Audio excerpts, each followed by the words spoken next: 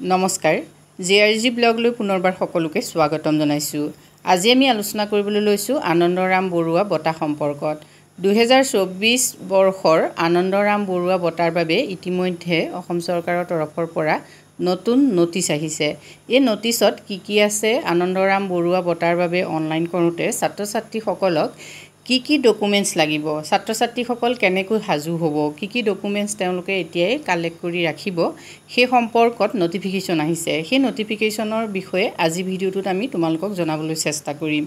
সেই সম্পৰ্কত জনাৰ আগত তোমালোকে প্ৰথমতে জানি লোৱা আনন্দৰাম বৰুৱা বঁটাটো কোনসকল ছাত্ৰ ছাত্ৰীয়ে লাভ কৰিব। যিসকল ছাত্ৰ ছাত্ৰীয়ে ইতিমধ্যে 2024 চনত HSLC পাছ কৰিছে, সেইসকল ছাত্ৰ ছাত্ৰীয়ে আনন্দৰাম বৰুৱা বঁটা লাভ কৰিবলৈ সক্ষম হ'ব। তাৰ লগত এটা কিন্তু চৰ্ত আছে, সেইসকল ছাত্ৰ ছাত্ৰীয়েহে এই বঁটাটো লাভ কৰিব যিসকল ছাত্ৰ ছাত্ৰীয়ে 75%ৰ ওপৰত লাভ কৰিছে। অৰ্থাৎ যিসকল ছাত্ৰ ছাত্ৰীয়ে ষ্টাৰ মাৰ্ক পাইছে বা ষ্টাৰ মাৰ্কৰ ওপৰত নম্বৰ লাভ কৰিবলৈ সক্ষম হৈছে, সেইসকল ছাত্ৰ ছাত্ৰীয়ে 15,000 টকা আনন্দৰাম বৰুৱা এৱাৰ্ডৰ জৰিয়তে লাভ কৰিব। আনন্দৰাম বৰুৱা বঁটা সেৱা বৰ্ডৰ পৰা যিসকলে HSLC পাছ কৰে সেইসকল ছাত্ৰ ছাত্ৰীকহে প্ৰদান কৰা হয়। অৰ্থাৎ তোমালোকৰ কোনোবাই যদি CBSE বা অন্যান্য বৰ্ডৰ পৰা HSLC পাছ কৰিছা, তেতিয়াহ'লে এই বঁটাৰ বাবে তোমালোক উপযুক্ত নহ'বা। মাত্ৰ সেৱা বৰ্ডৰ পৰা পাছ কৰা ছাত্ৰ ছাত্ৰীসকলেহে আনন্দৰাম বৰুৱা বঁটাটো লাভ কৰে। 2005 চনৰ পৰা এই বঁটাটো প্ৰদান কৰা হৈছে। অসম চৰকাৰে এই বঁটা প্ৰদান কৰে আৰু অৰ্গেনাইজ কৰে ডাইৰেক্টৰেট অফ স্কুল এডুকেশ্যনে। এই বঁটাৰ বাবে অফলাইনত আবেদন নহয়, অনলাইনত আবেদন কৰিব লাগিব আৰু নিৰ্দিষ্ট লিংক দিয়া থাকিব। সেই লিংকত গৈ ছাত্ৰ ছাত্ৰীসকলে অনলাইন কৰিব লাগিব আৰু এই বঁটাৰ যিটো এৱাৰ্ডৰ পৰিমাণ সেইটো হ'ল 15,000 টকা।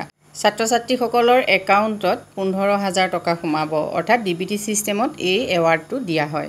2024 বৰ্ষৰ আনন্দৰাম বৰুৱা বঁটাৰ বাবে অনলাইন কৰিবৰ বাবে তোমালোক কেনেকৈ সাজু হ'বা, সেই সম্পৰ্কত এখন নটিফিকেশ্যন আহিছে অসম চৰকাৰৰ তৰফৰ পৰা। এই নটিফিকেশ্যনখন যোৰহাট ডিষ্ট্ৰিক্টৰ হয়, কিন্তু প্ৰতিটো ডিষ্ট্ৰিক্টৰ বাবে নটিফিকেশ্যন একেই হ'ব, যিহেতু যিখিনি তথ্য তোমালোকক লাগিব সেই তথ্যখিনি সকলো ছাত্ৰ ছাত্ৰীৰ বাবে একেই হয়। নটিফিকেশ্যনখন 6/6/2024 তাৰিখে আউট হৈছে। এই নটিফিকেশ্যনত উল্লেখ আছে, যিহেতু এতিয়ালৈকে অনলাইন এক্টিভ হোৱা নাই, এইটো চোৱা online portal will be activated soon. এই নটিফিকেশ্যনখনত উল্লেখ আছে, চোৱা I would like to inform you date Submission of the online application of Anandaram Borua Cash Award 2024 is likely to be initiated from your end. The online portal will be activated soon. খুব সোনকালে online আৰম্ভ হ'ব। এতিয়া online কৰিবলৈ হ'লে তোমালোক কেনেকৈ সাজু হ'বা, যিহেতু সাজু হোৱাৰ প্ৰক্ৰিয়াটো অকণমান দীঘলীয়া, সেইটো কাৰণে আচলতে প্ৰথমতে ইখন দিয়া হৈছে। প্ৰতিখন ইনষ্টিটিউশ্যনৰ হেডলৈ এখন নটিচ আহিছে। এতিয়া চোৱা, before applying online the following measures are to be taken. তোমালোকে কি কৰিব লাগিব চাই লোৱা। প্ৰথম হ'ল name of the account holder to be exactly match with the SEBA admit card marksheet. এতিয়া তোমালোকৰ যিখন এডমিট কাৰ্ড আৰু মাৰ্কশ্বিট, সেই এডমিট কাৰ্ড আৰু মাৰ্কশ্বিটত তোমালোকৰ যিটো নাম আছে সেই নামেৰে তোমালোকে বেংকত এটা একাউণ্ট খুলিবা। নেক্সট আহিলে, the awardee should check their IFSC code with their respective bank branch. যিটো বেংকত তোমালোকৰ একাউণ্ট থাকিব সেই বেংকৰ যিটো IFSC কোড, সেই কোড নাম্বাৰটো তোমালোকে সংগ্ৰহ কৰি থ'বা।